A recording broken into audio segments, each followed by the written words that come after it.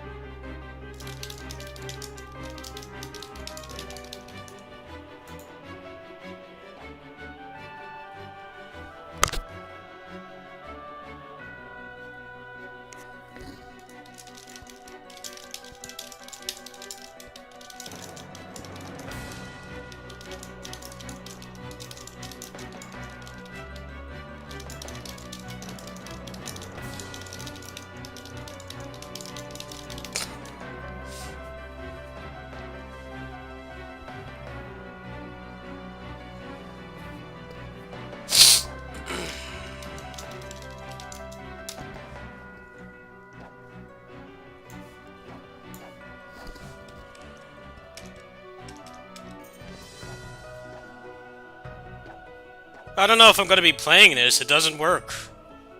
It doesn't fucking work. It's too difficult to use this. This really should be for the PC version instead of this jank emulator. It's too difficult to get this thing to work right. I seriously don't understand what I'm doing wrong. If I do that, then it just wipes. It wipes everything. I don't understand why. It's really dumb.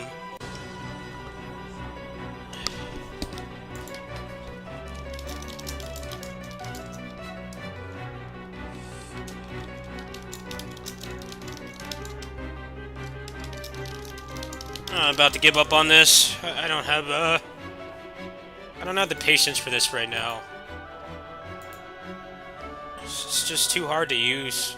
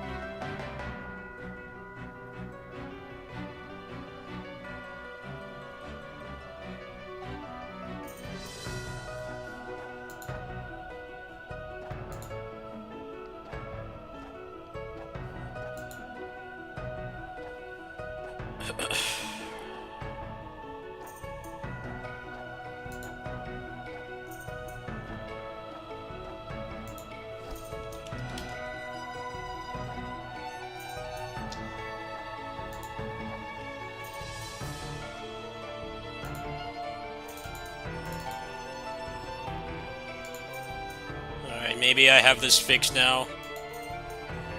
This mod is really cool, but it's very frustrating to get working. No, I did not say to do that. Fucking work normally.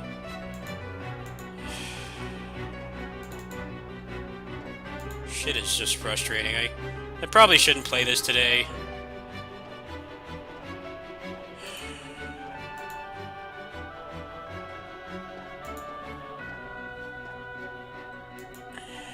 Probably shouldn't play this today. It's too annoying to get working. I kind of just want to just play something today and not get frustrated. I've already had a very difficult day.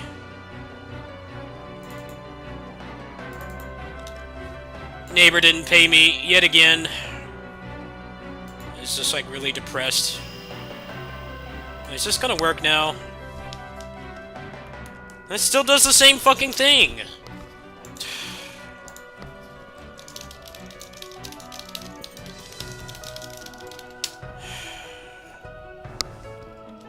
Like, why don't they make this for the good version of the game, which is the PC port? This fucking emulator doesn't do anything right. I'm about to just say, fuck this. This is too much. I don't understand what I'm supposed to do. Well, if it doesn't work, then the game is not playable.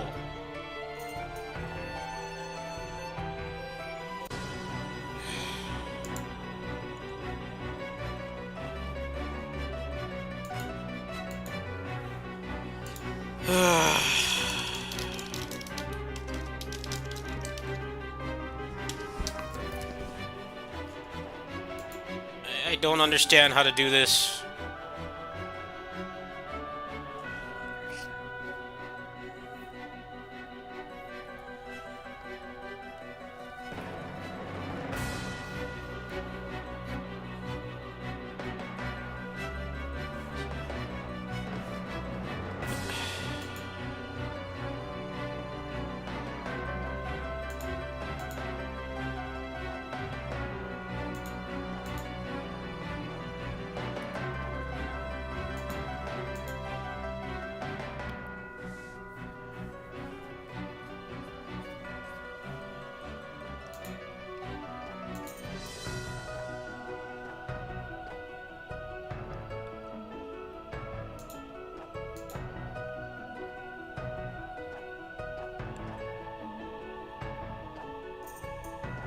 Alright, will it work this time? I don't fucking understand this at all. I'm doing what these people are saying, and it does not work. It's just like way too complicated.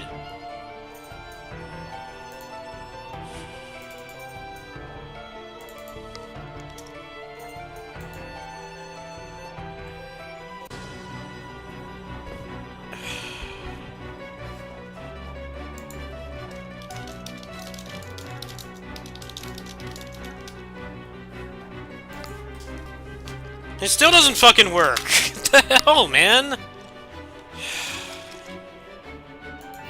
It's just way too hard to use. Okay, I think I got it, maybe? I can't fucking tell.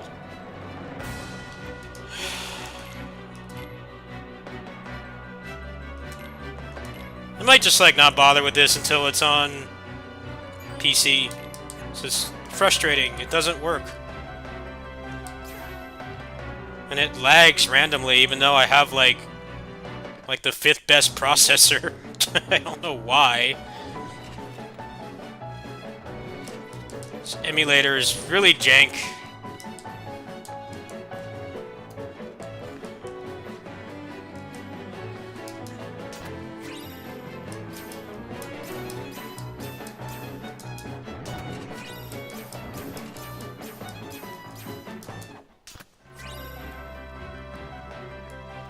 I guess it's working now, maybe.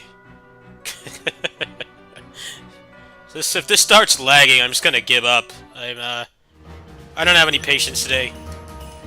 Felt like garbage all day.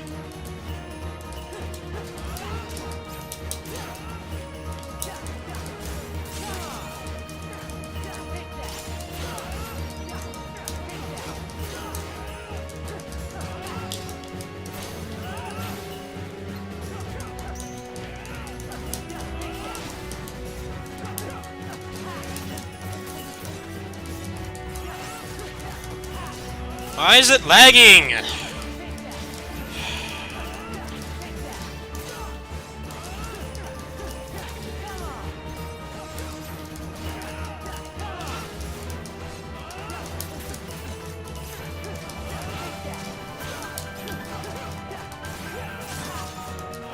So laggy.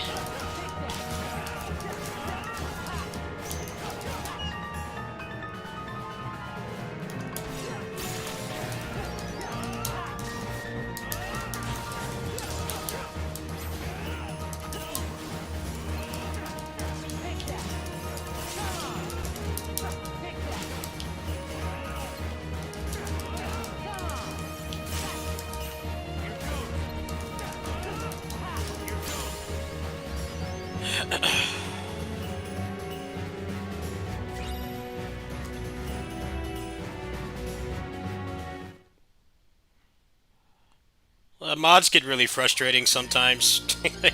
You just want to just, like, play a game and, it just doesn't work right for, like, no reason. And, like, nobody else has the problem. No one else has the problem, only you have the problem. It's very annoying.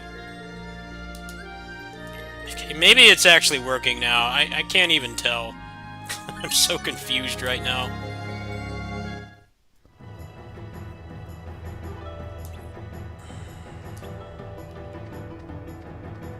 The lag really pisses me off, though. I don't know why it's so laggy when I have, like, a $2,000 computer. Should work perfect. Alright, how do I do this again?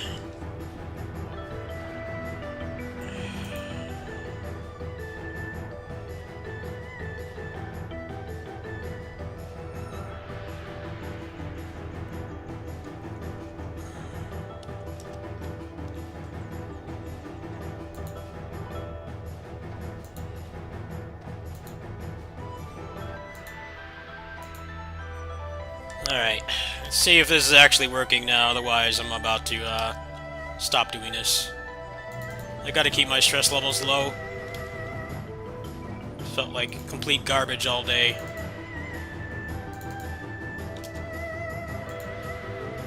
Neighbor had a breakdown and got upset at me for something that didn't make sense, and that just triggered me. And I had to go help her brother. So I just... What the fuck, man? It ate the damn save! I don't understand this shit! Just work normally! So fucking frustrating.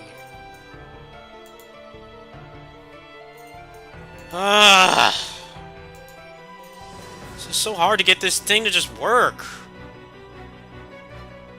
Boot all this shit up again.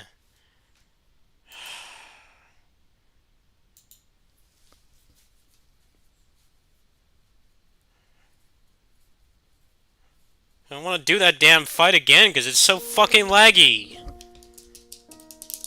On an i9 12900K. Why?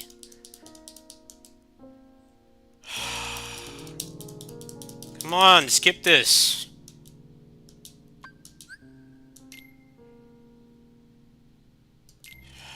Aggravating. I had to do that again now. Oh, now it's just broken completely. Nice. Why? God, so fucking annoying, man. Just work.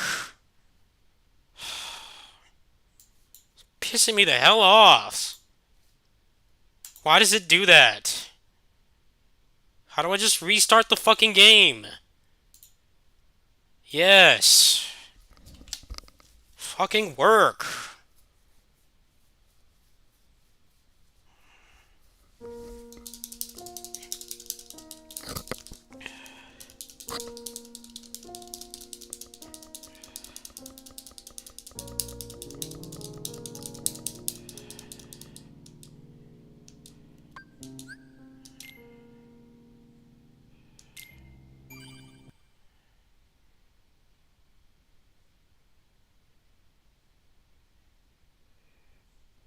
Alright, thank you. It's fucking doing that at least. Jeez, man. It's like pulling a tooth out. This thing just doesn't work like the way that they're saying. Shit is mad annoying.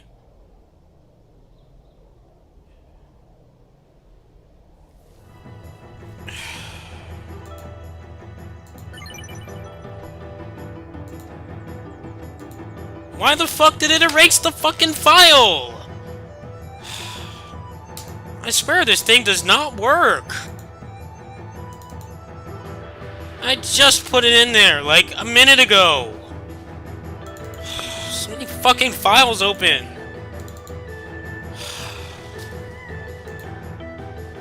This is, like, not worth the stress. It just doesn't work.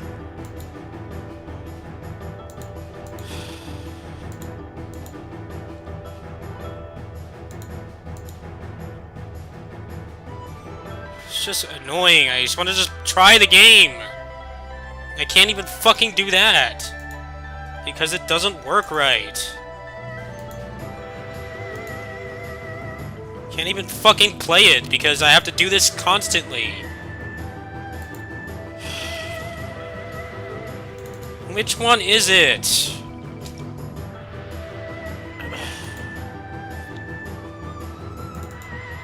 Is it this one or the other one? I'm so confused right now. A million fucking folders open. I can't tell which one is which. Load the stupid save. And it fucking brings me back there. Why? God.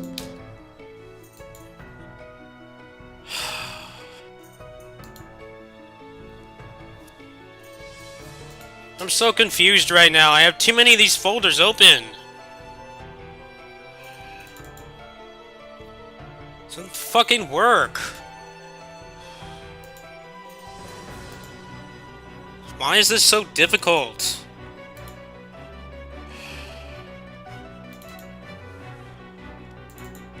Is it here or what? I don't fucking understand anymore.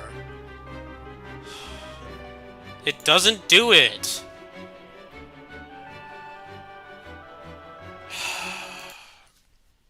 Load this goddamn thing again.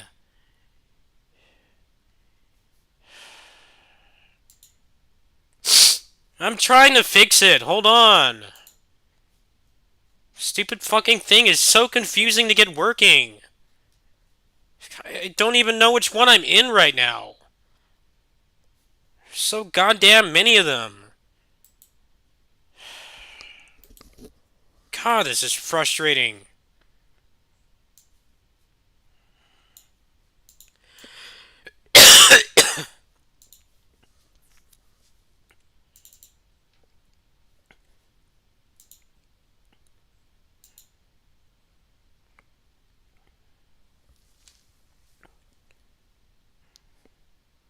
Now I'm on the wrong fucking emulator again. I don't know which one I'm in. Which one is it? Fucking A, man. This is way too frustrating to use. It just doesn't work. Which one is it? I have too many of these fucking emulators open. God damn, man. I hate when you just want to play a game and it just does not want to work. It makes no fucking sense. It just doesn't load. Load the stupid tool again. It's just gonna do the same fucking thing.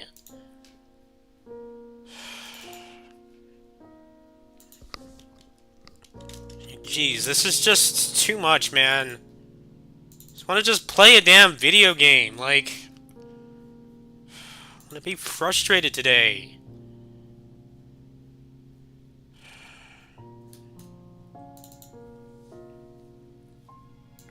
I hate having to do this so much. Just work.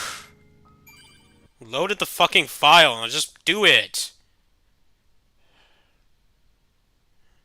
I don't understand what I'm doing wrong. Is he gonna do it now? Can I play the fucking game now? Alright, thank you. Jeez, man.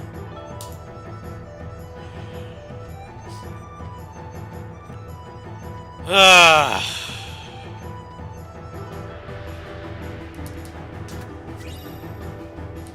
don't even really like Kingdom Hearts that much. I just wanted something to play, but this has been so frustrating to get working.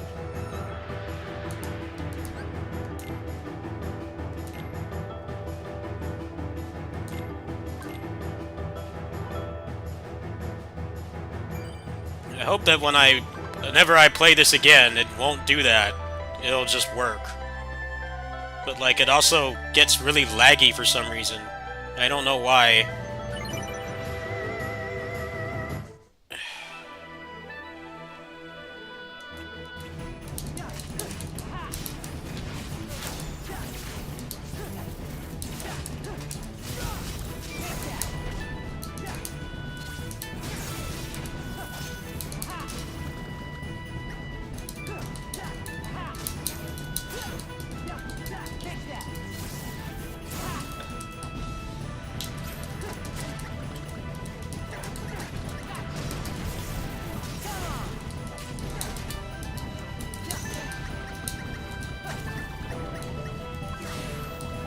The drive doesn't work now. What?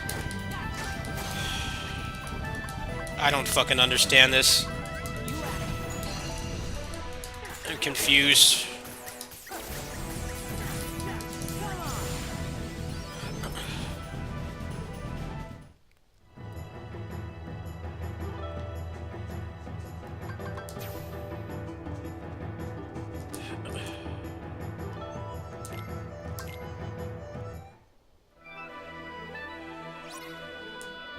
I actually don't have a... I don't have a PhD in this series. Like a lot of the other stuff I play. I have played Kingdom Hearts before, but I'm like not super good at it. So I probably shouldn't be playing this. I think this is for the people that have PhDs, and I don't.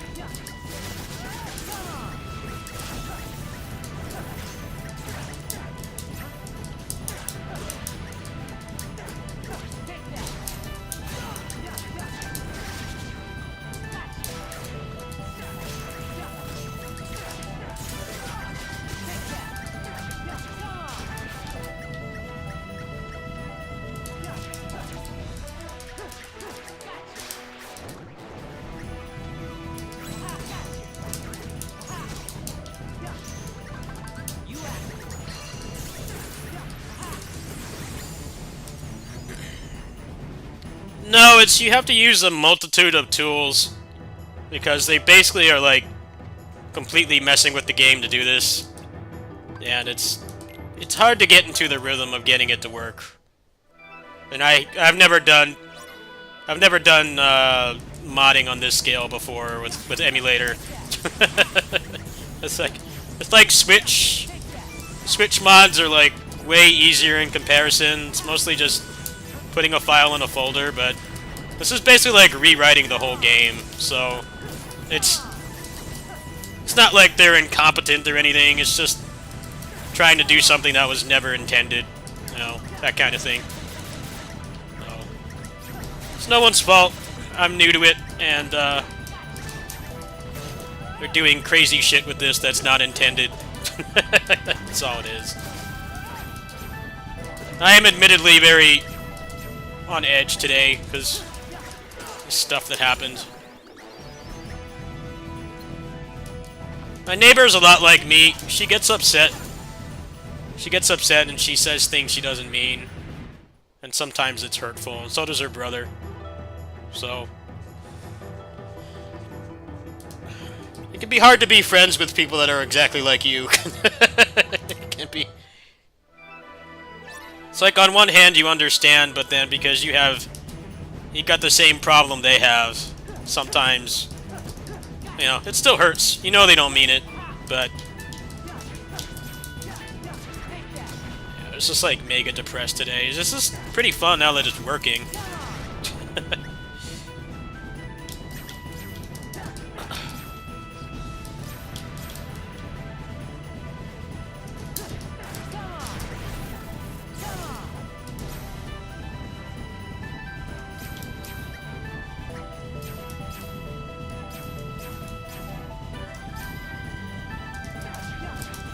The neighbor can say some very hurtful things when she's upset.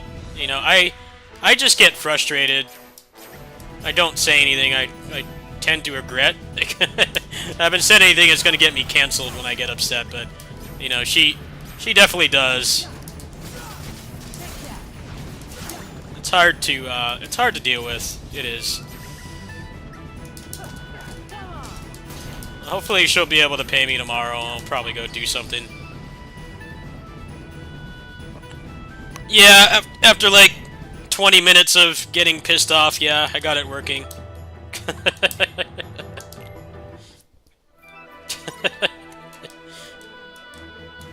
I've never really done PS2 modding on this scale, so it is and isn't my fault, I guess I should say. Like, I don't really know what I'm doing. I've done mods for plenty of other games, of course. It's some of my more popular stuff I do is the mods, but I've never done PS2 modding, really, outside of... Craziest thing I did for PS2 modding was the Destiny 2. the Destiny remake Arts Ball code. That's about as advanced as I've gotten. I haven't done more with it than that. Hey, I got that enemy step going. Cool.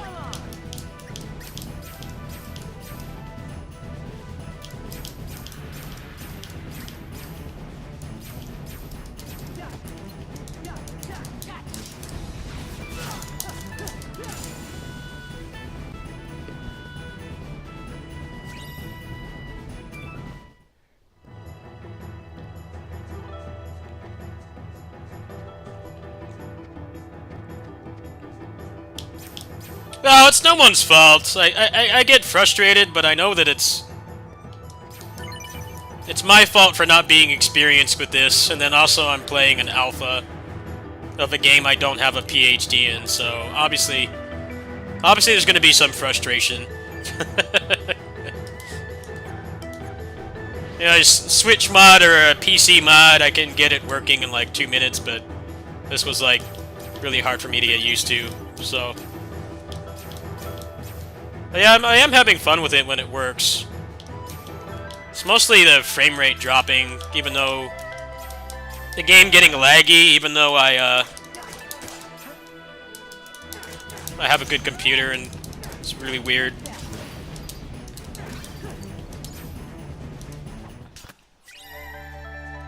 I'm surprised this isn't alpha. It seems mostly done. It's mostly just the bugs and the process to set it up are pretty frustrating, but it's like more than playable.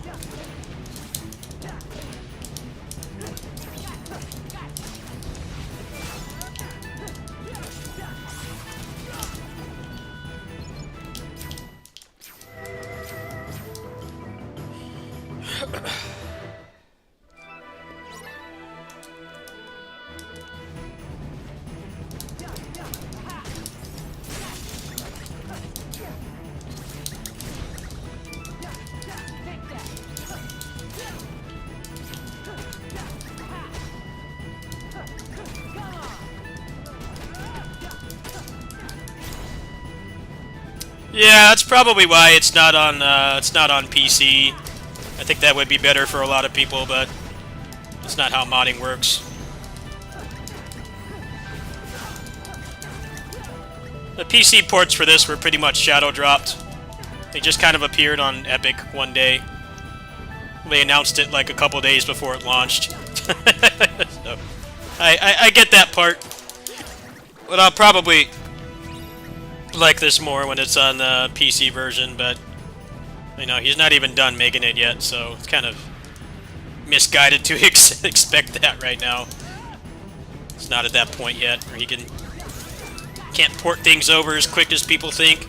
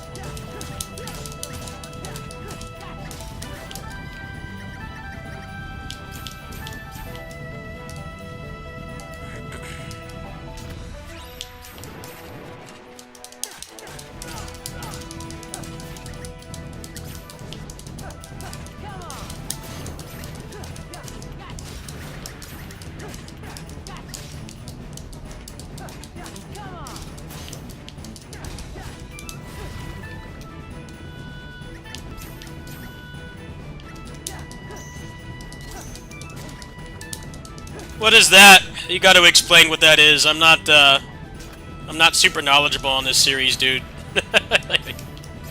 I don't really know what I'm doing. This guy's gonna kill me.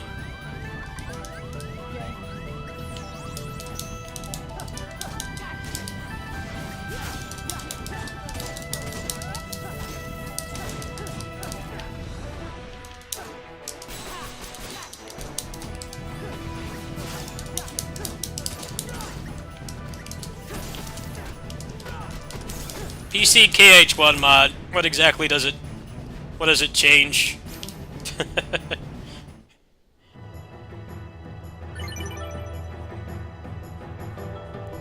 I don't really like KH1 that much. I know that's a normie opinion, but I never played the Final Vix versions of any of these games except 3.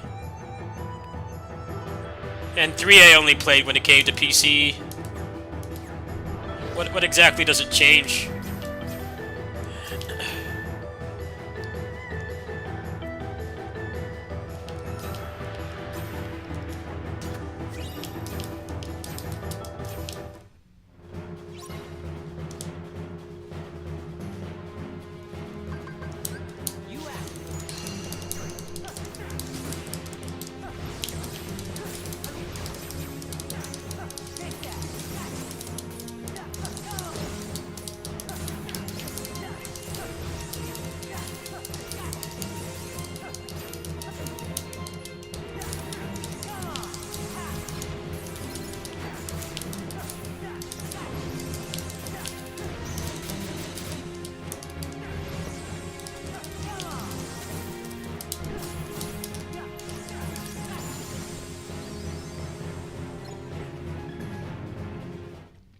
PC Kingdom Hearts 1 mod. How so?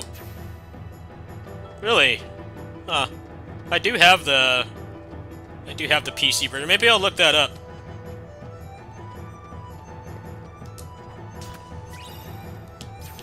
Yeah, I played, only time I played Kingdom Hearts 1 was the vanilla version.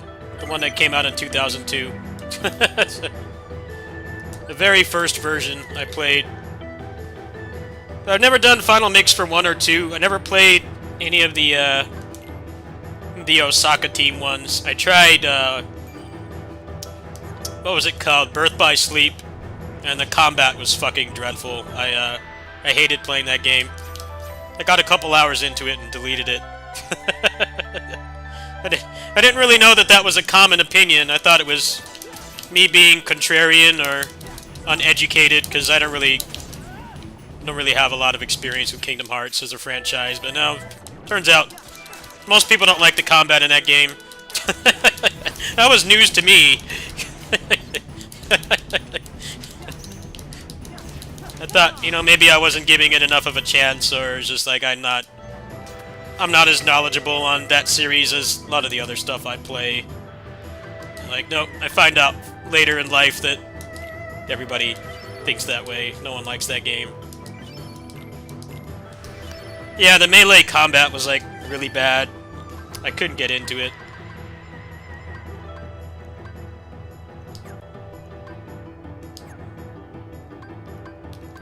But yeah, I don't have a PhD in this series, so...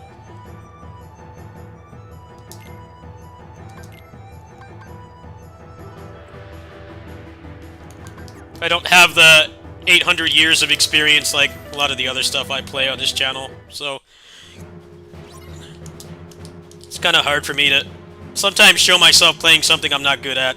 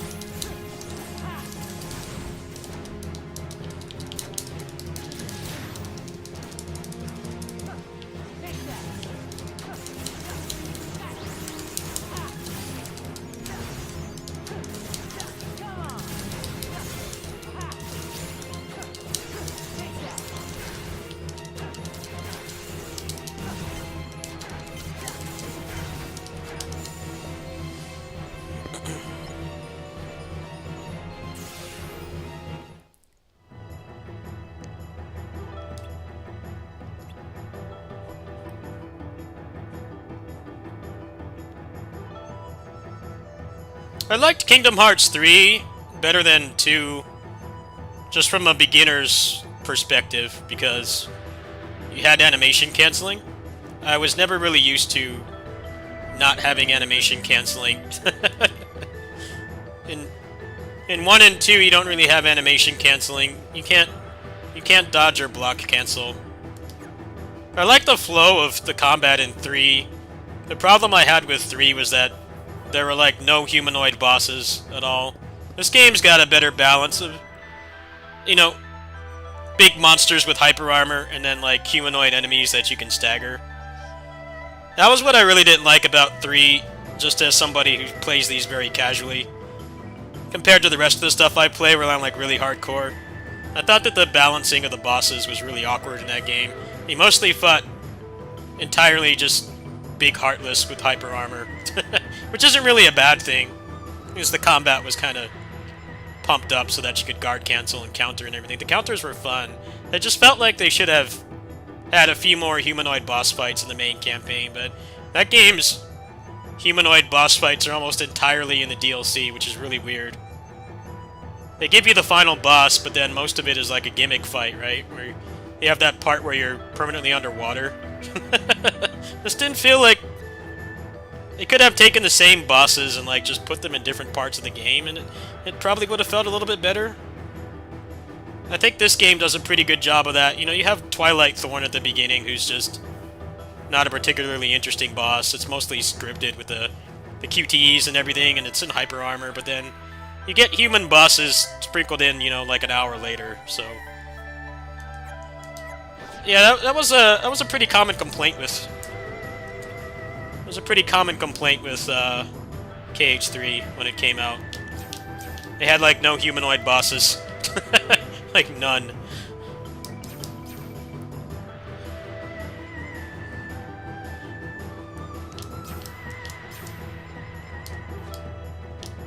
It's really cool how you could stagger the big enemies, though. I really like that about the game too. Like that dragon boss. Was it called Skull? Like that fight was pretty cool too. As you actually could, he did have like some kind of revenge value mechanic where you could actually hit him. That was pretty awesome too. I really like that.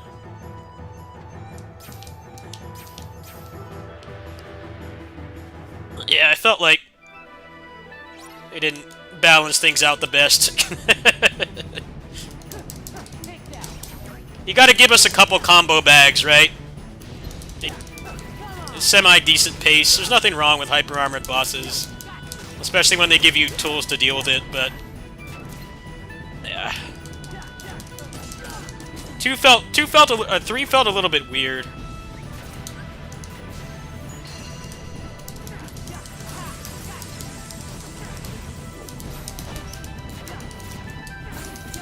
You just kind of like, we're just gonna give you,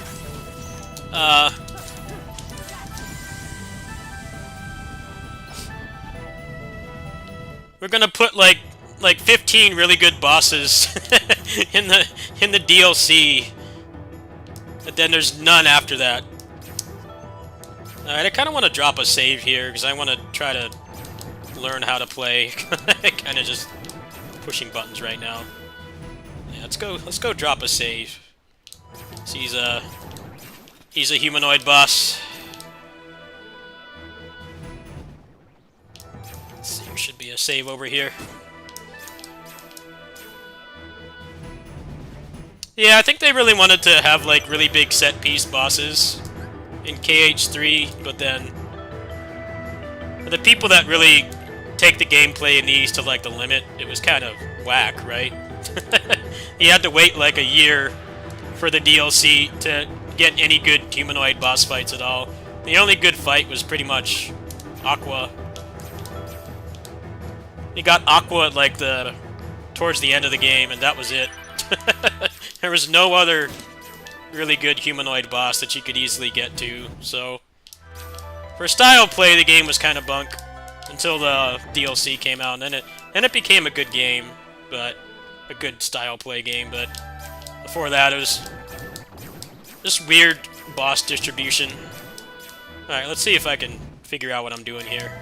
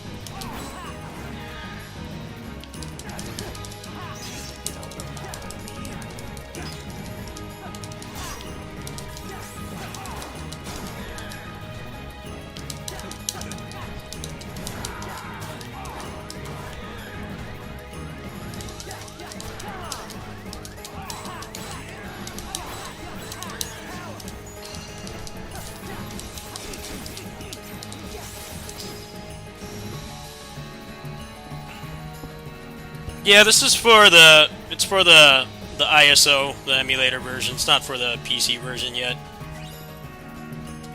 He said I'll probably port it to that eventually, but it's not finished yet, so he's gonna work with what he knows. But yeah, kind of it's pretty difficult to set up.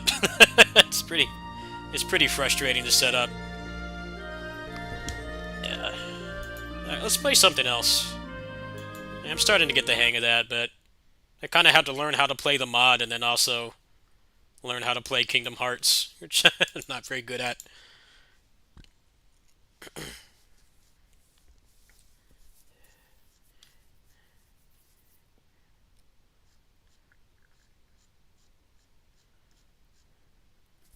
No, it won't work on a PS2. It has to load too much stuff into memory.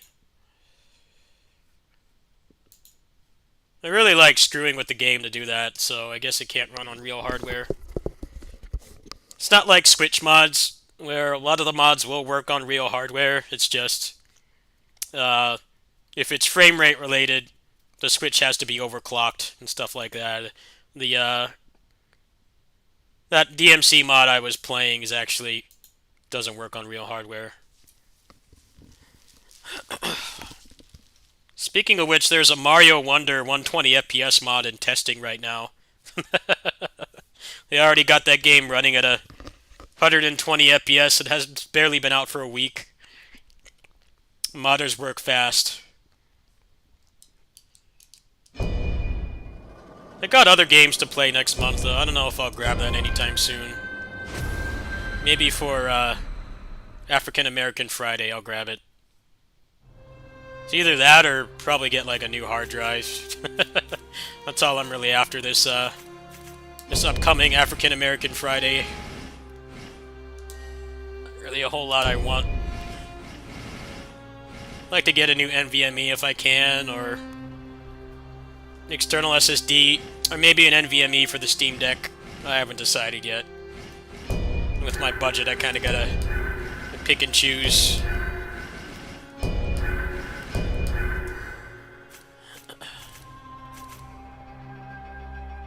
Yeah, Black Friday.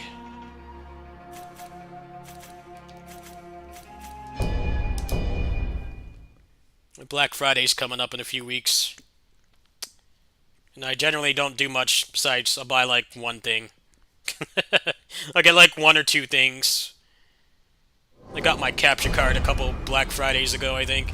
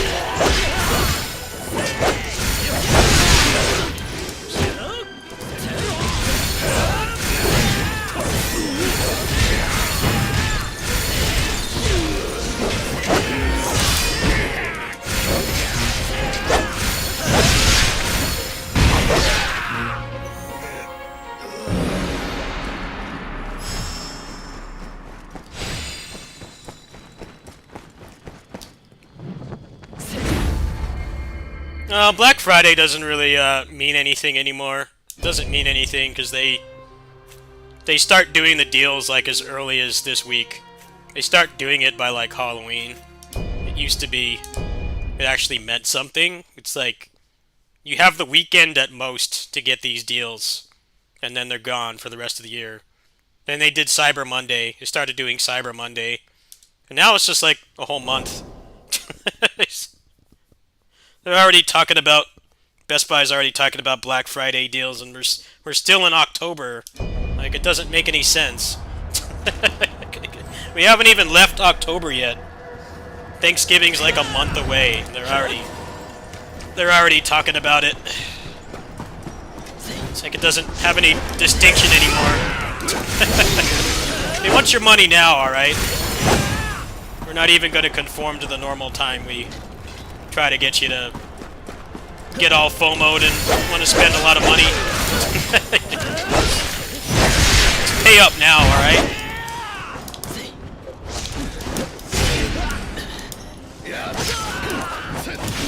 I remember when they didn't even really do Cyber Monday. It really was just like actually Black Friday. It's like the day you have to, you gotta have your money ready to get these so-called insane deals. Well, it's as soon as it gets near Halloween, they're already talking about it.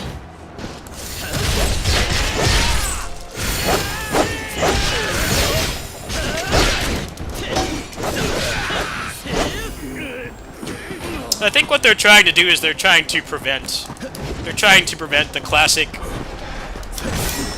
stereotypical American thing of trampling people for a TV or an Xbox. I think that's part of why they do it, but it obviously is just corporate greed. They give you even less time to think about it.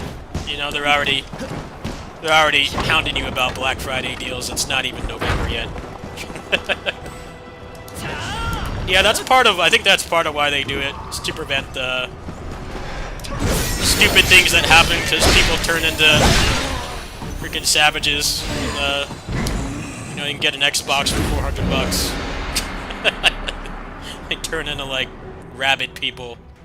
Just because an Xbox is $50 off. I think it's good for the people that actually have to work through that in retail, but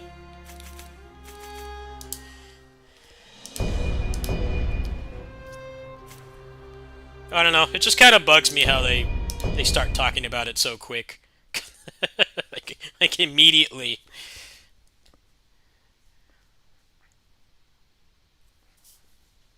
The pandemic is part of it too, but this has been happening like way before the pandemic. The past like probably 10 years or so. The actual day of Black Friday is like really downplayed now. It's mostly just hardcore people that don't know how to order online. Or like the main ones that go out there and sit and wait. Or if it coincides with a major console release. That'll get people to wait in line. There's a new Xbox or PlayStation or Nintendo out. People will go wait for it. But other than that, it's mostly just really desperate people who have too much time and money. Gotta be something worth waiting in line for, right?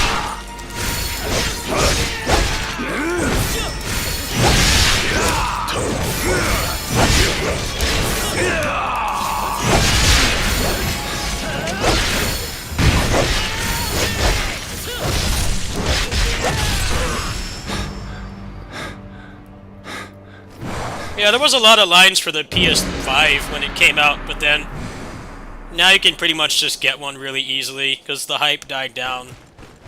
And people started to catch on that it's been out for almost 3 years and it barely has any games, so that's probably going to be one of the more high demand things if they do like a steep discount on the PS5. There'll probably be people waiting for that, but even then I think it's going to be relatively downplayed just because it's people are just to get obsessed with the newest electronics, even though there's nothing to do with it. You know, the 4090 came out a while ago, right? And, like, pretty much the only people that really need that power is people that either want to play at 4K above 60 FPS, or, you know, they do, like, rendering or something. That's pretty much it. I've got a 3070 in mine, and things have been relatively manageable. I will have to upgrade it at some point, but, you know, for now, it gets the job done. Just like when the 3070 came out, those things were impossible to get. They were getting cleaned out by bots going on the sites and sending them all to a warehouse so that they can scalp them later. But then, like,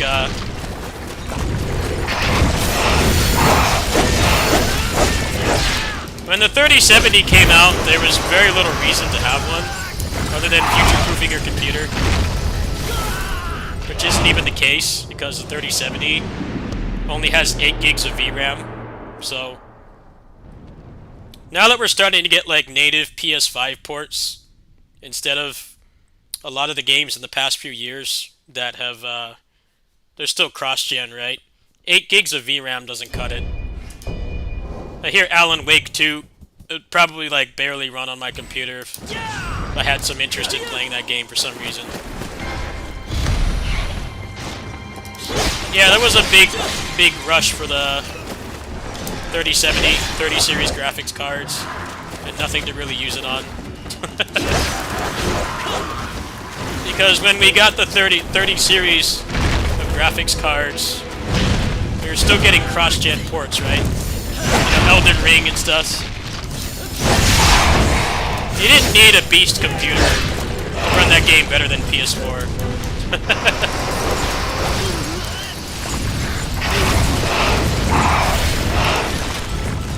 It's clear that that was supposed to be, like, promoted as an exclusive, but they still had it for cross-gen because of the situation with the chip shortage and everything. But yeah, you get by with the 20 series graphics card for like a long time until like maybe this past year.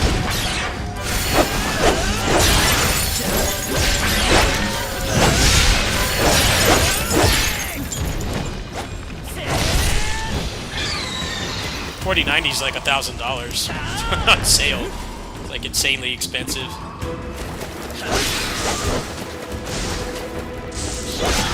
My take on it is the games, PC games are so poorly optimized now. I don't even know if that much VRAM will future-proof you for long. The PC ports have just gotten worse.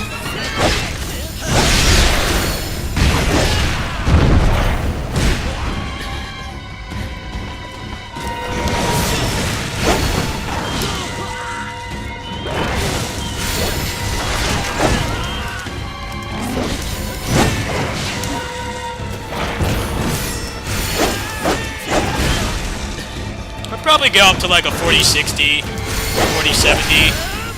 I think I'd be pretty safe with that, given the kinds of games I play are like less demanding. But yeah, I'm gonna have to get off 8 gigs of VRAM eventually.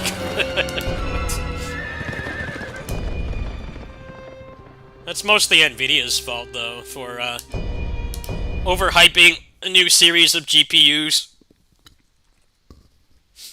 Like, right when we started getting actual PS5 games and Xbox Series X games instead of cross-gen. I think a lot of people actually wanted it for Elden Ring, but you didn't actually need it for Elden Ring. Because Elden Ring is still a cross-gen game. You know, it had to run on decade-old hardware, so you didn't need a beast computer for it.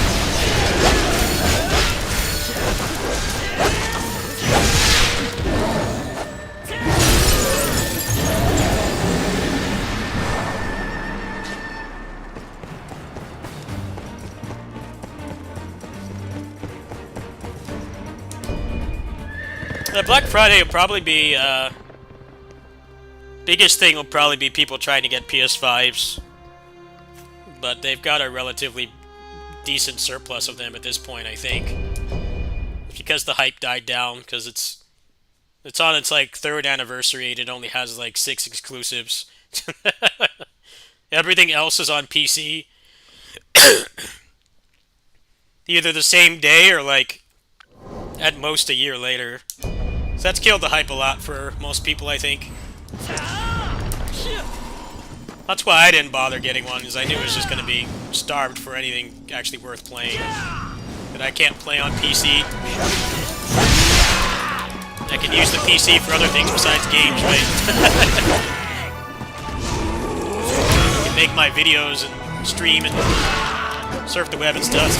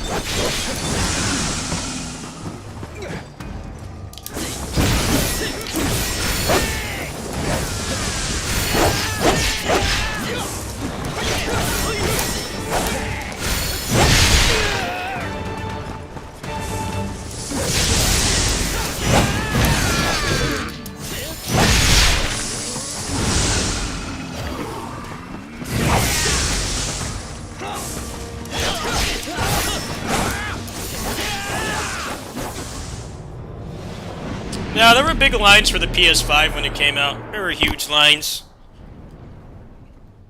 It's mostly either people trying to flip them for, flip them to sell them for a profit. It's mostly that, or, people that just need the newest thing. No, it's devoid of games to play. Entire first year had barely anything.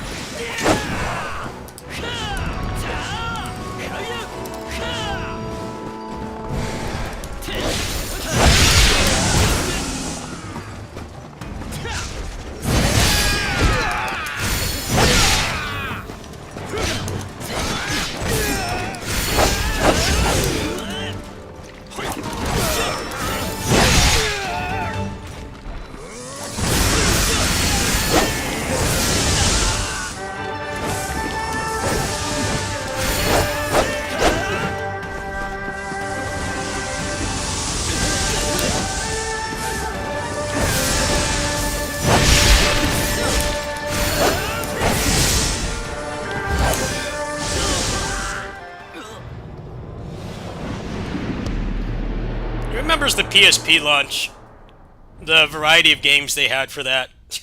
They had a fighting game, they had a good racing game.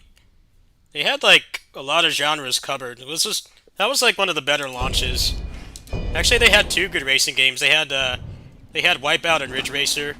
They had Darkstalkers. I think there was a Jak and Daxter game. They had like a really good lineup. I feel like a lot of the launch lineups for consoles were, like, really weak now.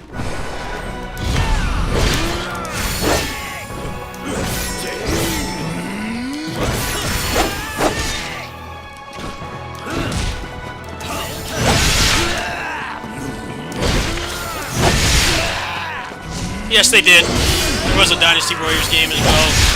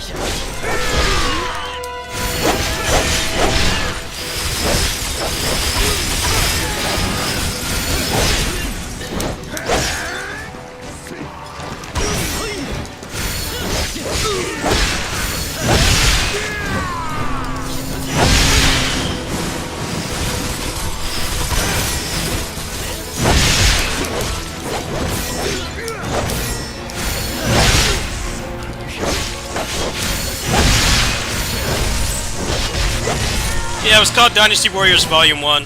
That was a launch title. I just haven't really felt like buying a console at launch since.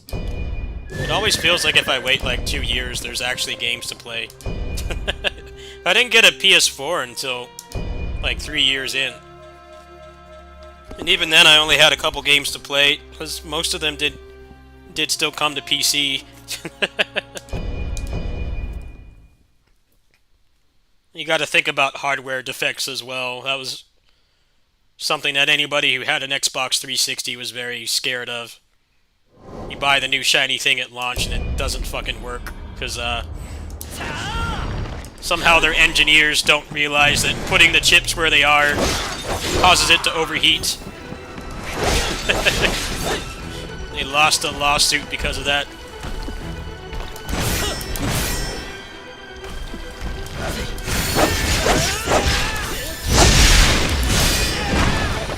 PS5 hasn't been too bad with defects, at least, from what I've heard. Relatively stable console.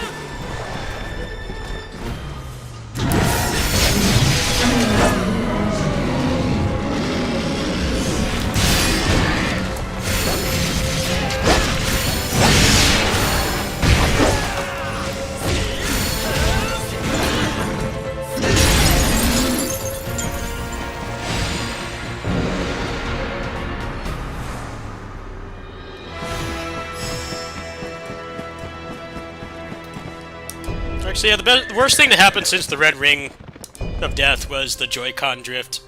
It's both the same thing, just selling something that doesn't work and getting sued because it doesn't work, and people that, like, take good care of their hardware is still giving out, so they got sued, and now they have to just kind of... It doesn't matter the reason, they have to repair it for free.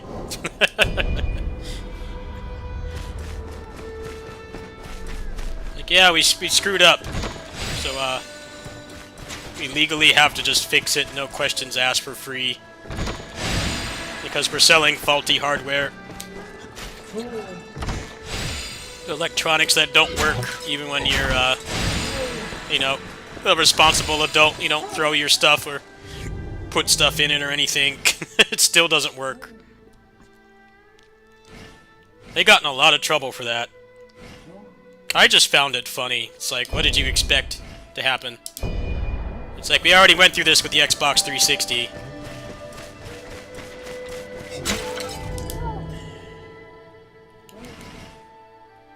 They got in deep shit because they sold something that didn't work.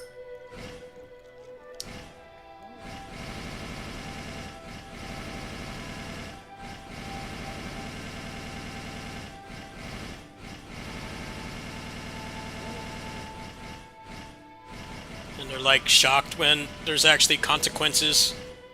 They're selling something that's non-functional.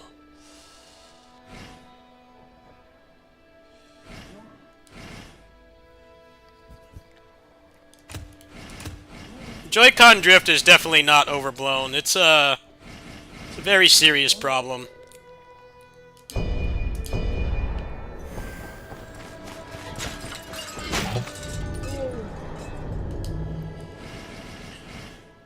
Joy-Con drift is just kind of a joke, really. They use it for like a couple hours a day, tops. Maybe not even every day, and that thing still gives out. It's just stupid. Like, no reason for that to happen. Other than them rushing something to market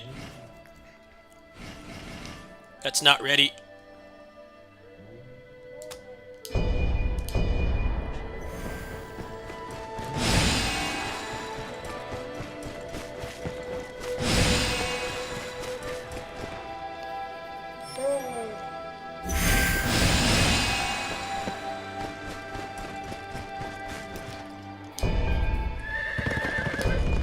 Well, if it ever drifts, they legally have to repair it for free, which I find to be so funny, because it's just the Xbox 360 all over again. You know, it used to be a real pain to RMA anything, right? We used to have to be on the phone for like hours, and it's just felt like you had to pull a leg to get them to actually help you. But then you notice they're really nice and courteous and easy to work with when they have to do it by law.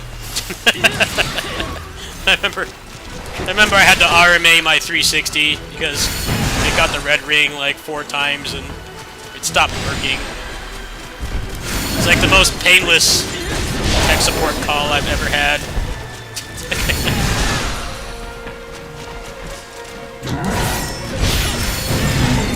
Normally doing stuff like that, they put you on hold and they give you somebody you can barely understand because it's outsourced. And it takes so long to just get something simple, like just give me the box so I can send it to this address and get one that actually works.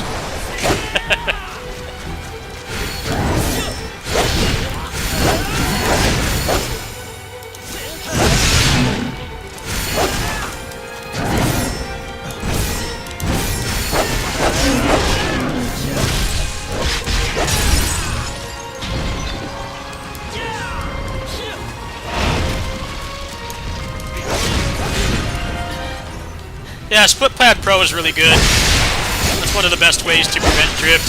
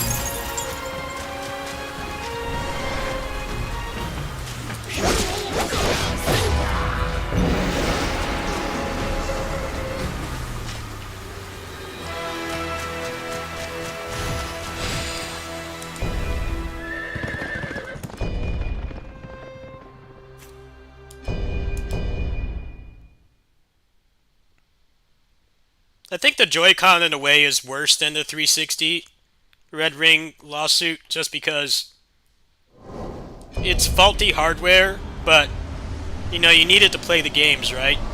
And because it's so poorly designed, it can happen to you even when you're not playing like 16 hours a day. The wear and tear on those things doesn't even make sense. Like I had one give out on me after like 2 months of just playing a couple hours a day, you know. Normal adult amount of time to be playing a video game. You know, not an excessive amount. I had that thing drift on me. It like was never outside of the case or anything. It's either in the case or the dock. There weren't really a lot of instances where it would get dirt in it or something. That thing fucking gave out in like 2 months. And I had to replace it at GameStop. I had to buy the warranty. I'm like, man, there's controllers from like 35 years ago on the NES that still work perfectly.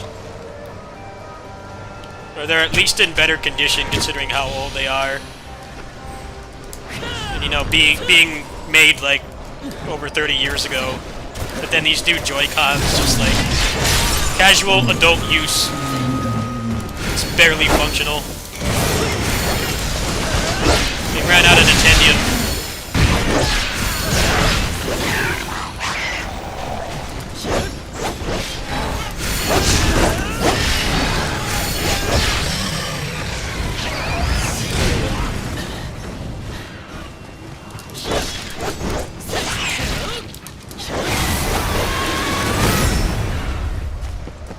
Yeah. These fucking Joy-Cons, like... You play, like, for 2 hours a day on, like, your commute and lunch break. And maybe a little bit at home, like... Not an excessive amount, and the thing is... It's toast in, like, a month. It's just... It's hard to understand. As somebody who grew up a Nintendo kid, like, what the hell happened, man?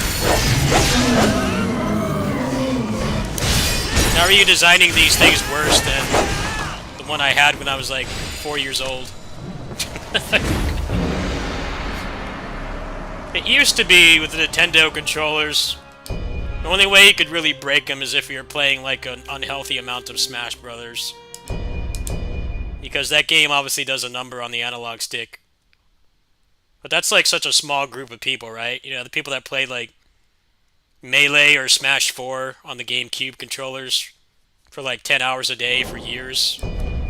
You know, you can understand, you can give them a pass for that, for it breaking there, but then these new ones can't withstand any punishment, even from an adult, let alone from a child using it. That's a lot messier and doesn't take care of his stuff.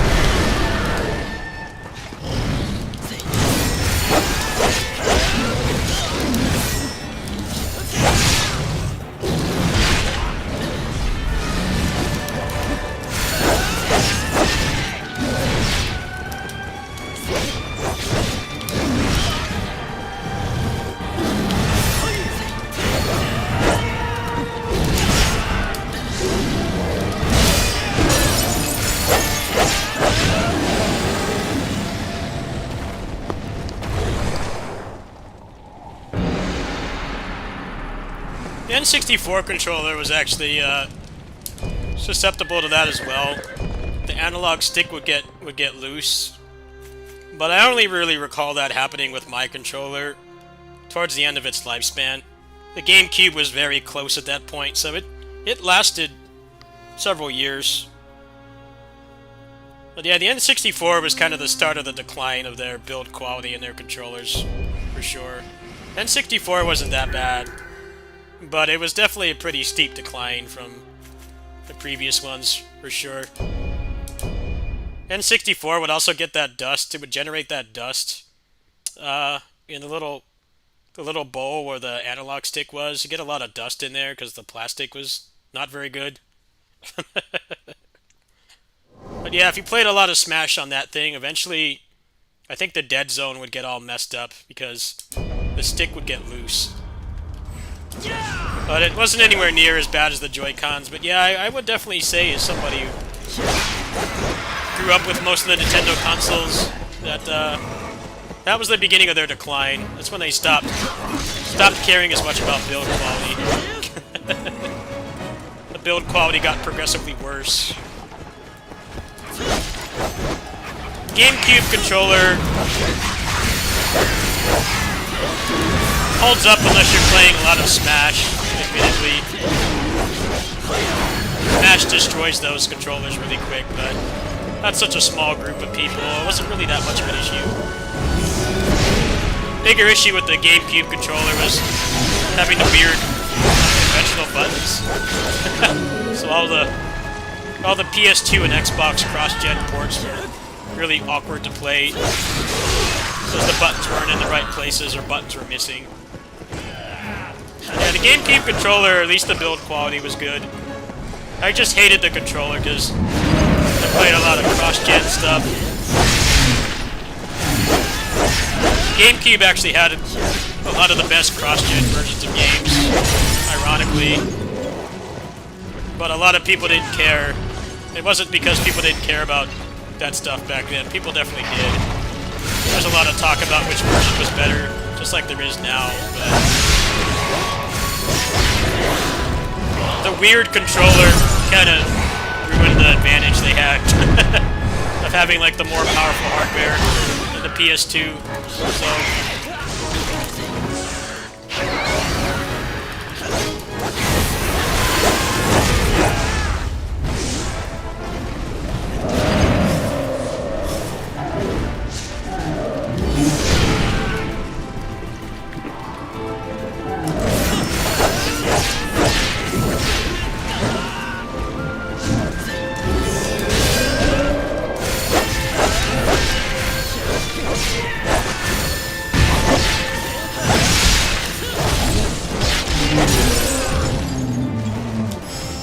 Yeah, I remember I had that.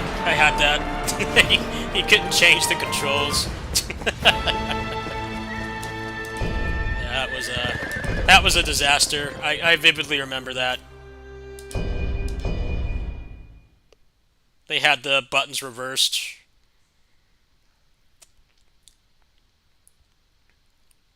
The GameCube actually had a lot of the best cross-platform games.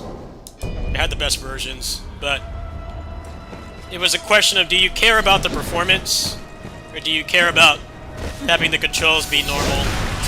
you kind of had to make that serious decision. Controls were all jacked up for most games. There were some it was fine for, but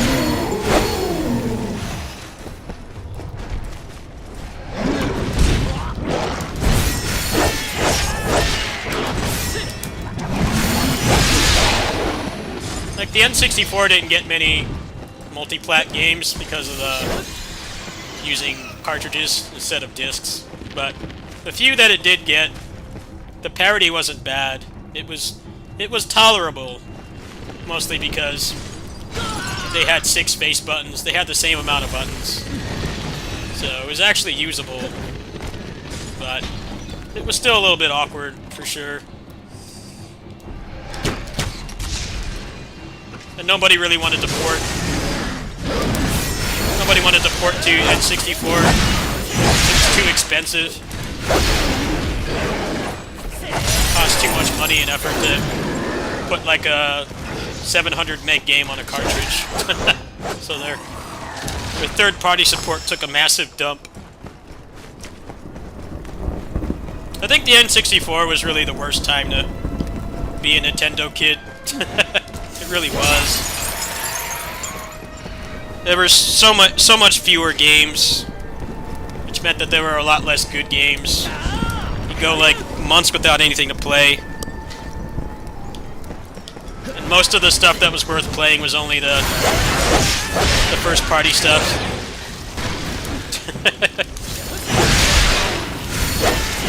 And people complain about there being nothing to play now. I'm like, are you kidding me? There's tons of stuff to play now. Go back to the being a kid with only an N64. That was the real struggle right there. It didn't matter if you had money to buy games. There weren't any games to buy. It was just barren.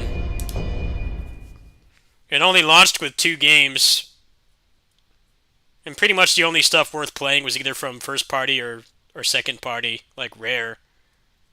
They heavily carried that console, but you know, they only put out like two or three games like that a year. So, when you're a kid with infinite amount of time, you would burn through those games real quick. It wasn't a matter of expanding your horizons or trying something new like it is now. There's so much stuff to play. Like, no, there really wasn't anything to play.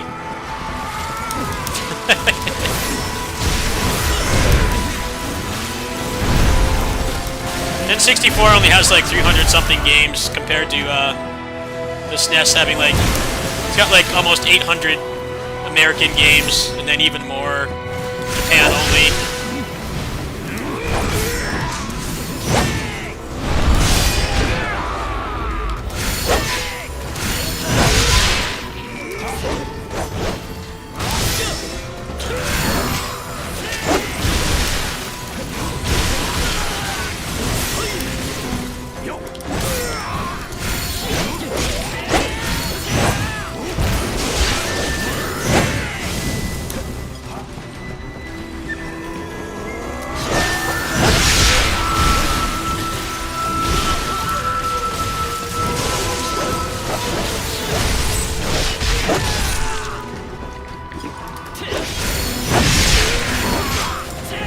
say they got their act together. It's just they were using a storage medium that people actually wanted to use to make games, so that worked in their favor.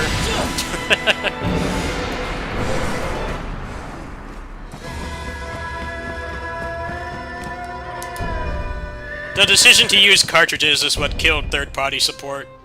They always had good third-party support. I mean, most of the games were not good, but at least there was stuff on the shelves, you know. N64 really would go like months without anything notable to play.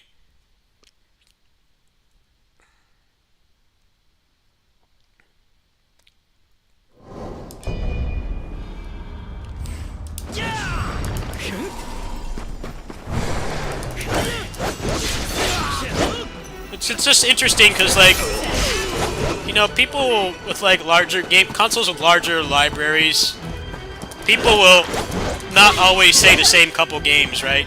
There'll be somebody that says something completely out there. You know, maybe it's not a widely accepted or popular genre, or something like that. But like with the N64, it's always going to be like the same dozen games, right? Mario, Zelda, Star Fox, the Rare games, Smash. Hardly anyone's going to say anything other than that. The third-party offerings they did have, most of them weren't even really that good, even by the standards of the time. They weren't that great. I definitely did play a lot of the third-party stuff because I had a pretty open mind about games, just like I do now. I don't always have to be playing the most popular stuff only. You know, I'll check out less popular stuff if it looks like something I'll enjoy. I definitely did that when I was a kid too. But yeah, it was a barren wasteland.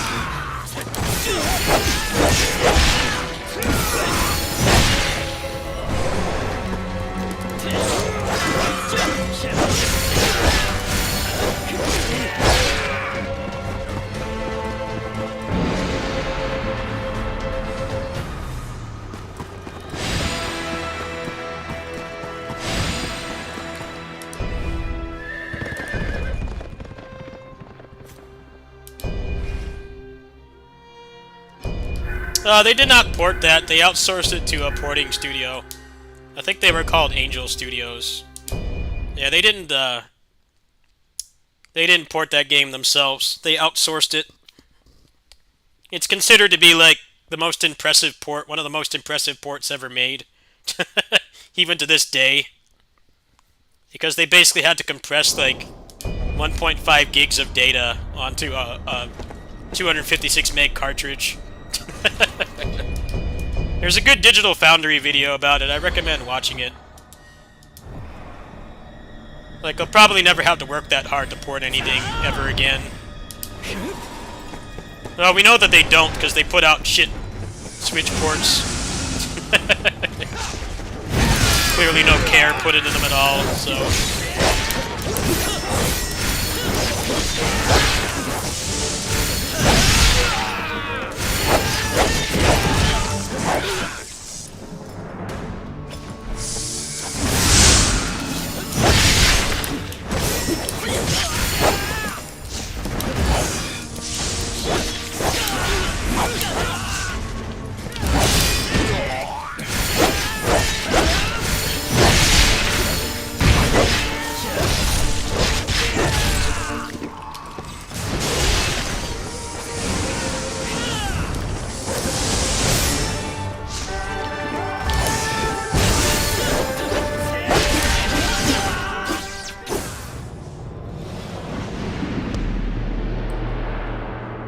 Now they just, like, dump the game.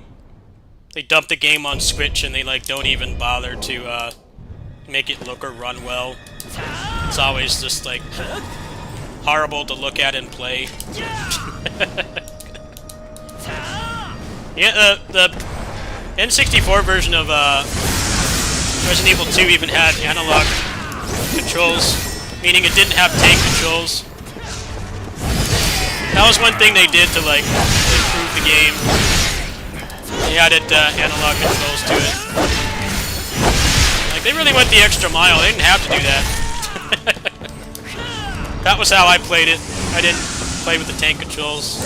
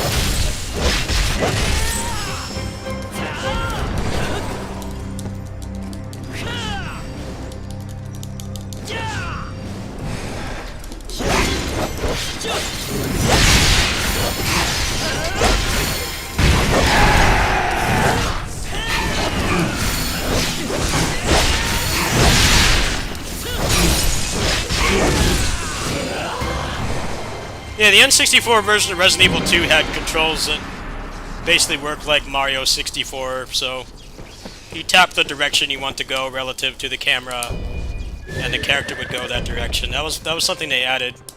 I don't think any of the PS1 versions had that.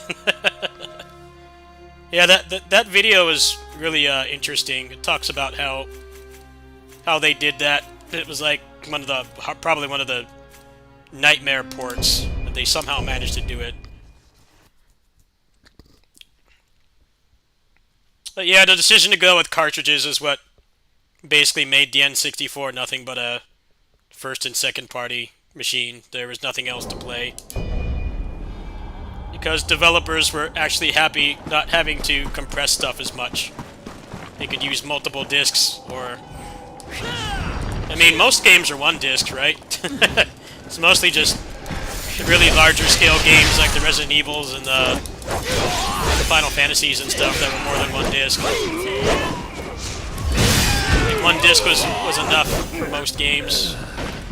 Developers didn't want to go back to having to go through hell to compress the game onto a small cartridge. So no one wanted to work with them. They lost almost all their business partners, pretty much, by doing that. It was a bad decision.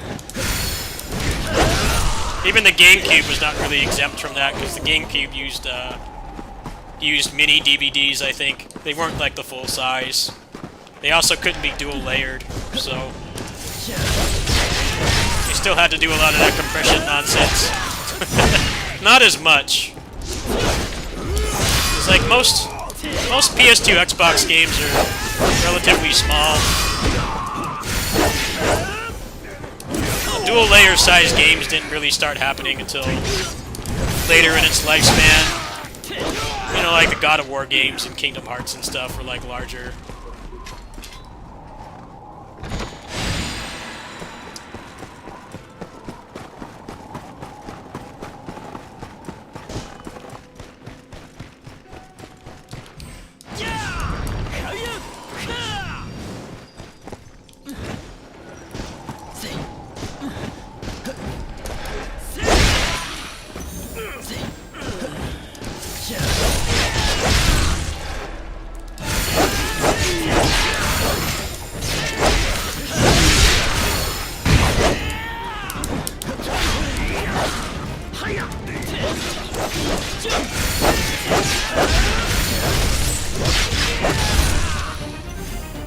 Yeah, they don't compress anything anymore, and the load times don't get better. That's the best part. Stranger of Paradise is almost 100 gigs. It's almost 100 gigs to install that game. There's like nothing in that game that should weigh 100 gigs at all. It's totally just like not even bothering to compress anything anymore, even though we have the hardware to decrypt things so quick. That's like the main reason I stopped playing that game. Besides the bad port, it was like this is 100 gigs. I can play like I can put like 3 other games on the hard drive the same size, and this one game takes.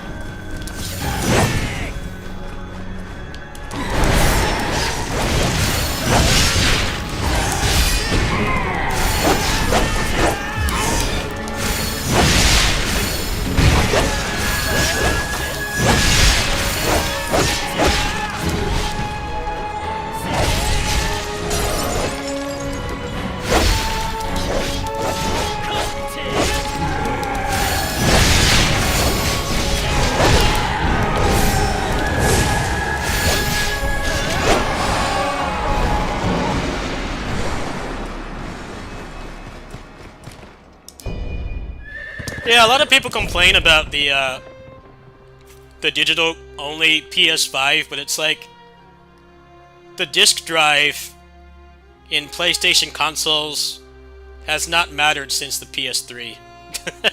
Hot take. It doesn't mean anything. The main benefit you get is that you can buy the games from places outside their store, so you can get it for cheaper. And that will save you money in the long run, yes, getting a disc version over the digital, even though it's more money up front. But other than that, it doesn't actually load the game off the drive. It's not streaming the game off the disc like it used to be. It installs the entire game to the onboard hard drive. The disc is just a license, just like the digital version is a license. The main difference is that you can sell the license to somebody else or get the license for cheaper. That's the only difference. It used to be up to the PS3 and 360. The game was still streaming the data off the disc, so there was like an actual real difference. A lot of people don't like to mention that, but it's true. There's all this talk about how they want an all-digital future. I mean, yeah, it's bad, but they already kind of have been there since the PS4. The disc doesn't do anything. The disc is no different than downloading something. It's just downloading it from the disc. And you can sell it to somebody else. You can make your money back or let a friend borrow it. That's basically it. The PS4 Blu-ray drive is really slow. It couldn't run the games off the disc. It had to install them still.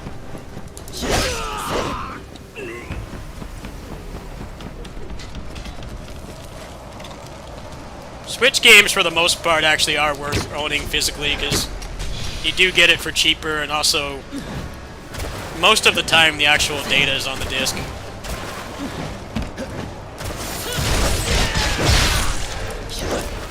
The new Metal Gear collection wants to download like 30 gigs of data. Wants to download like 30 gigs of data when you buy it physically, so it's completely useless. The physical version of the Metal Gear Master Collection on Switch is a complete scam because it still needs to download like 30 gigs of data. So the cartridge barely means anything. I don't know if it actually has a download code or not. If it has a download code, it's completely useless. I thought it was bad when they did the Mega Man X Legacy Collection, and they only put one half of the games on the cartridge. It seems so petty to complain about now. Yeah, all the Metal Gear Collection downloads is just the retro games, the 2D ones.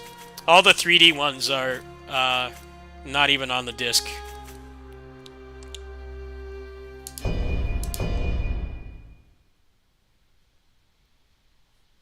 Yeah, the US version of the Mega Man X Collection, it only had 1 through 4 on the cartridge.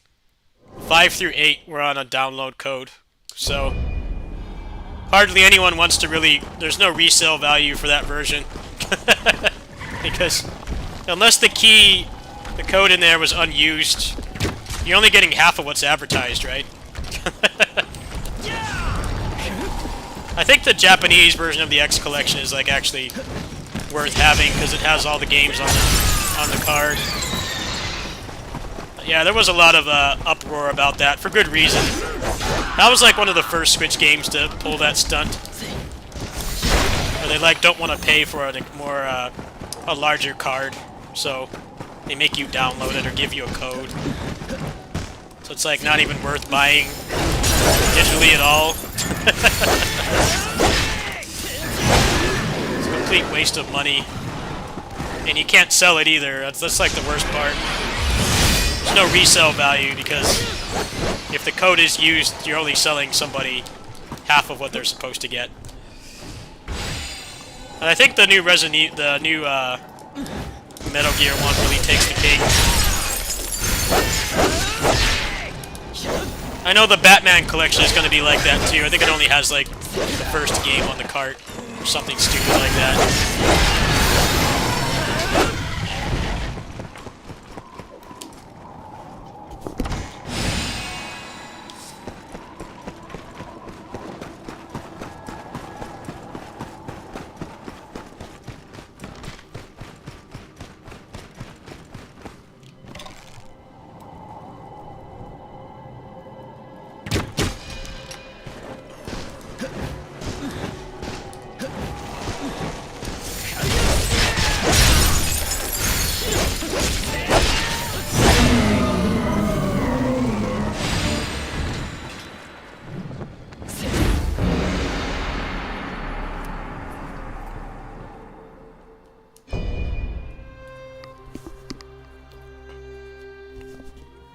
Yeah, I think I heard that the physical Metal Gear Master Collection has to download like 30 gigs of data because it's basically downloading the entire trilogy because they couldn't put them on the disc.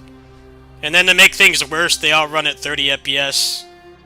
Even Metal Gear Solid 2, which was 60 on PS2. Somehow they can't get it to run at 60 on a much more powerful machine. We like to meme about how weak the Switch is, but like that should be no problem for the Switch to do with like a modicum of effort. But it's still 30 FPS for some reason, so it's worse than the one that came out 20 years ago. They wonder why people pirate stuff. I'm like, this is why. You know, this is why people pirate stuff. You don't make the games available. When you do, you do a shit job to the point where an emulator can get it running better. You just dump a ROM in an emulator, it's worse. And they complain so much about piracy. It's like, well, make something that's worth buying and people will buy it. It's been proven. People will spend crazy amounts of money on things if it's on video games if it's worth buying. It's when it's not worth buying that you get people telling you like, hey, just go on the site and download the game, and your 10-year-old computer can run this game better than the collection they're selling for $60. It's not rocket science. Maybe not everybody is smart, but people are starting to wake up to stuff like that.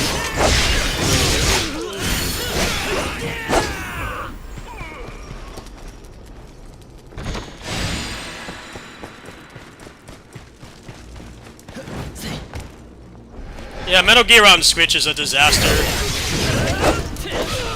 It's like, how stupid do they think people are?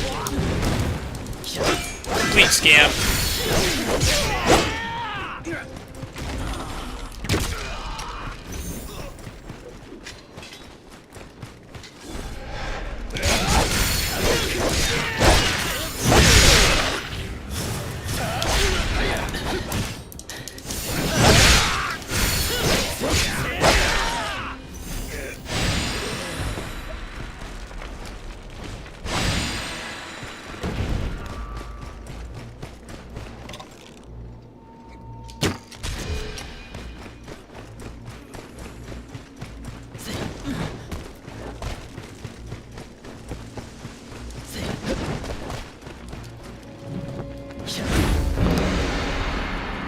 not how much space they can hold. It's that they don't want to put any effort into porting things, and they want people to get clouded by nostalgia and spend money on stuff they don't need. I'm pretty sure the average phone can run Metal Gear Solid 2 better than that Switch port for free. That same price, you can get the game running at double the frame rate.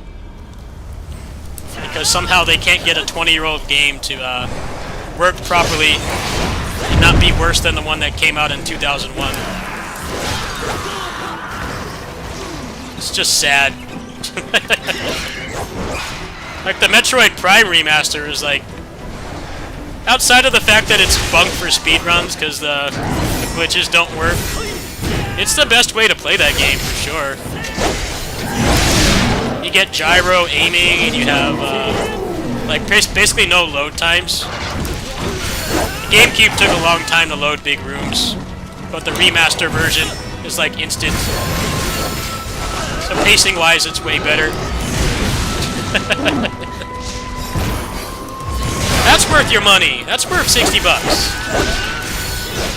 You made the experience better than what you remember. Now it's just customary to make it worse than something that came out decades ago. Somehow. On a much faster, more powerful machine, they can't get the game to run at its target frame rate.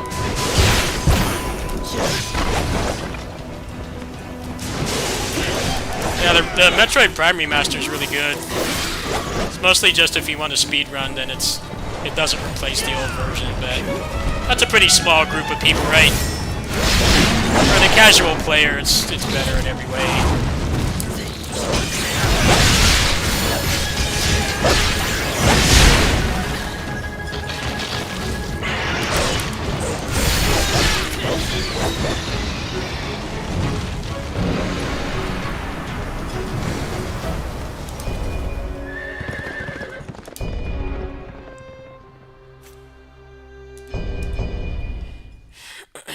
I remember everybody raving about the Metroid Prime remaster because it's like they actually put effort into it, and now this Metal Gear collection is worse than the fucking PS2 version. It's worse than the Vita version. Let that sink in. The Vita version of Metal Gear Solid 2 ran at 60 FPS indoors. It was a variable frame rate, yes, but let that sink in. That version is better than the Switch version they're selling right now. What sense does that make, man? The Switch is like 5 times more powerful than the Vita. It should be no problem. It should be like the optimal way to play the game portable, but it's worse than the Vita version that came out like 10 years ago. Just laughable.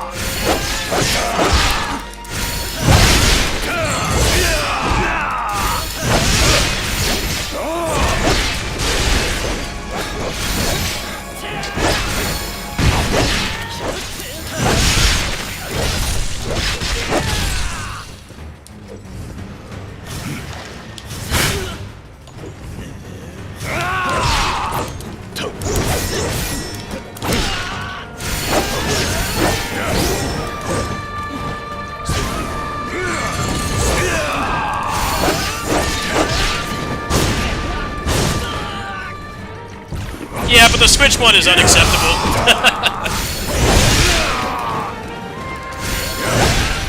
You don't deserve any sympathy for any of the versions of that game, but the Switch one is just unacceptable. They don't even have the games on the disc. They're not on the cartridge, you have to download them. And then it manages to be worse than both the original version. It's worse than both the original version, and the one that was on the Vita, which is portable, of all things. It's still worse. It's like, yeah, if you want people to stop downloading the PS2 ROM, maybe provide a product that's actually better than the ROM, because that's the only way you're going to stop piracy. It's been proven multiple mediums, movies, music, video games. The only thing that will stop people pirating is if you make the product actually worth buying. If it's not better than what you can get for free, people won't buy it. It's that simple. Look at the Mario 3D All-Stars. It's like a decent port, right? But it's still worse than the emulator. And then to make things worse, they stop selling it. You can't buy it anymore. You have to buy it secondhand or emulate it. But it's like always been worse.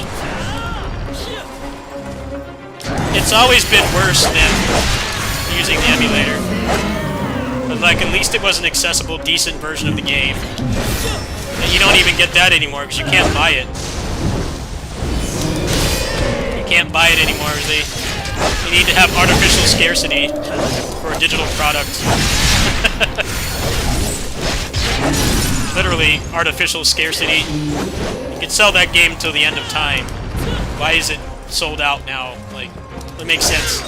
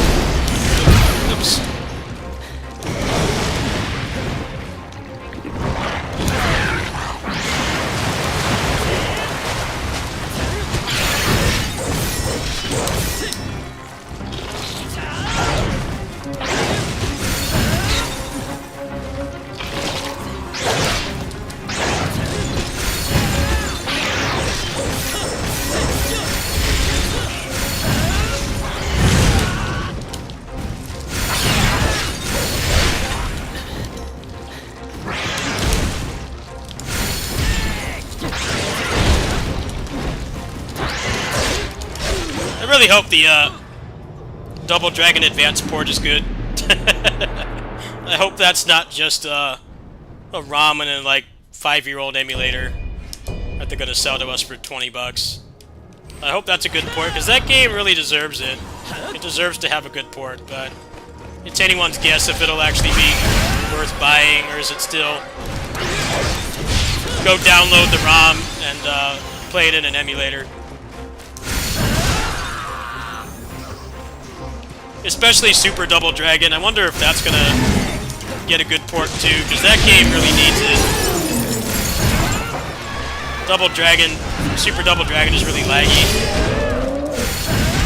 on real hardware. It's like one of the choppiest beat 'em ups. So I hope they actually do it justice.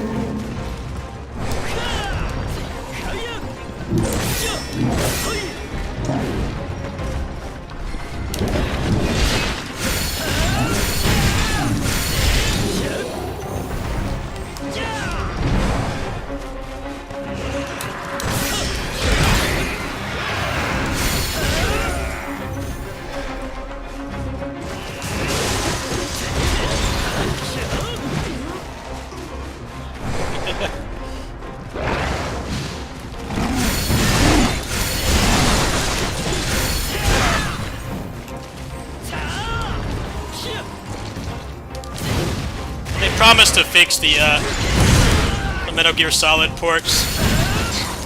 I'm like, man, why do we have to go through this for 20-year-old games? Like, we already have to deal with it with new games, right? Where they willingly release something that doesn't work. And you have to wait an undetermined amount of time for it to be an actual functional product. And now you gotta do it with remasters of 20-year-old games. Like, what happened, man?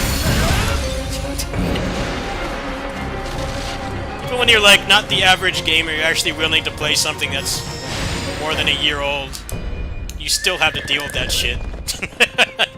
You're not exempt from it at all. Like, you just want to buy a game you grew up with from 20-something years ago. It should be like a no-brainer. You shouldn't have any problems doing this, right? Nope. It's the exact same experience as buying a new game. Literally no different at all. They release something that doesn't work, and they promise to fix it later, and that could be weeks or months later, or never.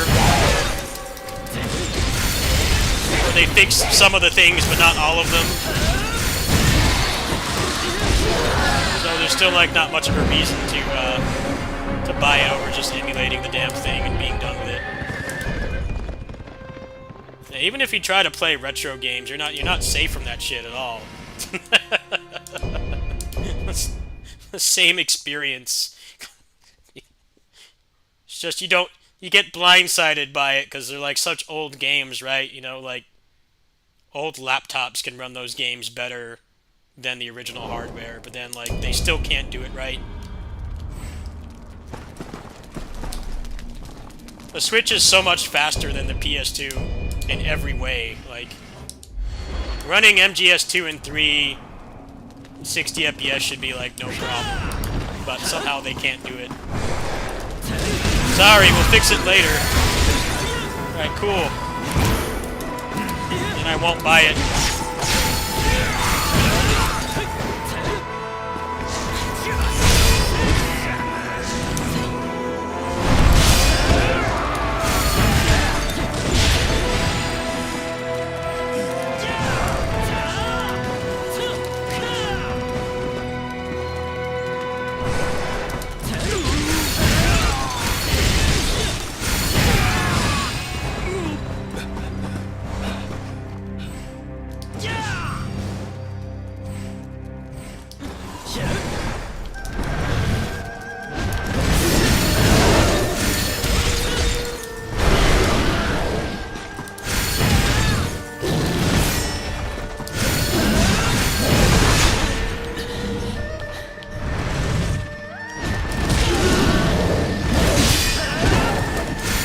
It was the same thing when the Mega Man X Legacy Collection came out.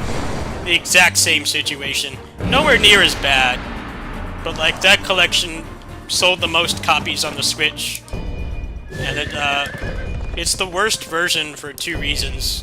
The first is that you have like 3 frames of input lag from the Switch itself, right? But then the original trilogy has even more input lag, and it feels really bad. The only people who say it feels fine are probably people who grew up playing it on emulator, because old emulators, like SNES emulators, already had a ton of input lag, right? So those people probably don't feel it, but anybody who spent at least some time playing on real hardware, either as a child or older or later in life, it feels awful. And then you don't even get all the games on the cart. You only get the first half. So a used copy of the X Collection on Switch has an almost probably 100% chance of only being half of it. I think the Japanese one, for some reason, they paid for a larger cartridge for that one, so I think that one actually does have all 8 games on the cart. But yeah, it's the worst version, which is just funny because it's the one that sold the most copies. People were like really excited to have those games on portable, which is understandable, especially at the time. PS2 emulation on mobile was not a thing yet. That wasn't a thing until like 2 years ago. So, At the time, it felt like a no-brainer to buy it if you grew up with those games, but it actually is low-key the worst version. Because porting 20-year-old games is too hard for them. They can't do it right. You could probably emulate the first 3 games on a custom firmware Switch with like less input lag than the one that you can actually buy.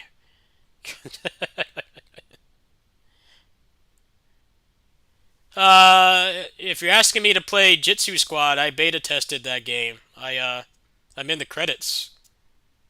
I fixed a couple bugs, I helped them fix a couple bugs, and I also really pushed the tag system to its limits. But yeah, I'm waiting for the update for that, man. I'm in the credits. I'm in there, so I played it way more than my Steam profile says. Steam profile says like 16 hours or something. I played it way more than that because I was playing the builds that they gave me leading up to release for like a really long time. But yeah, that game is kind of a mess right now, unfortunately, because the stretch goals still aren't out yet. Most of them aren't out, and the company is like radio silent. So I don't know what's going on with that. I don't know if they ran out of money or maybe some people got laid off or left for another job. But it's kind of hard to promote that game because if I put up any video for it, people are going to ask that and they're going to assume that because I'm in the credits I have inside information. I don't. I promise you, I don't know anything that you guys don't know, and I don't have access to it either.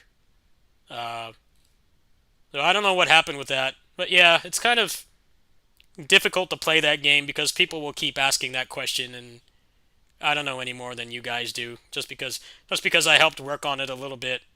Uh, they haven't told me anything either. So your guess is as good as mine. But yeah, it is pretty little bit shady that they have it like on the title screen. They're talking about the stretch goals, and they're still not in the game, and the game hasn't been updated in like a long time. So that sucks. But yeah, I probably won't really play that on stream that much until there's some kind of formal announcement where there's like a concrete release date instead of it's coming soon, guys, because that directs that directs a lot of questions towards me that I can't answer. And it's not even like an NDA kind of thing. Like I just don't know. You go in their Discord and people ask about it and there's no response. So I don't know what's going on with that. That is out of my control, unfortunately. Anyway, I'm gonna hop off really quick because I haven't uploaded a video today. I might come back in a little bit actually. Uh, I might play some more of that Kingdom Hearts mod or maybe some emulation stuff. I actually I need to dump the new update for Gungrave because apparently they improved the graphics, but it's gonna take like probably half an hour to do that. So I think I'm gonna go ahead and do that, and then I'm gonna kill the stream here, and then I'll probably come back in a bit, either with that or I might just play something else because I'm not really feeling like doing any tech support right now. But yeah, I will be back in a little bit. But I like to upload daily, and it's like 11:46 my time, so I kind of got to stop the stream now. And if I feel like it, we'll probably come back with some Gungrave. Also, I got the East 10 60 FPS patch to work in Yuzu, so we'll probably check that out as well. But I'm going to take a break, hydrate, turn the fan on, try to cool off a little bit, since I guess heavy gaming is kind of heating up my room a bit. So I'll see you guys in a bit. Thanks for watching.